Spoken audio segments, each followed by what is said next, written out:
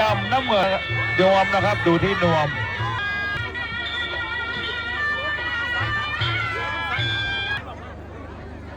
เดี๋ยวทีหนึ่งเอาเด็กขาแล้ว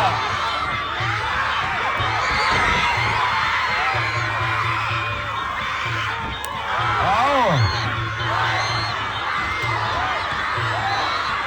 าแล้วเอาวันนี้ลูกรับซาลิอูมาเยอะดูแข้งซ้ายรอดไม่รอดหยุด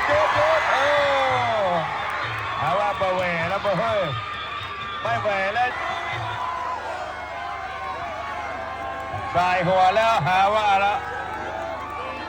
ไม่ไหวแล้ว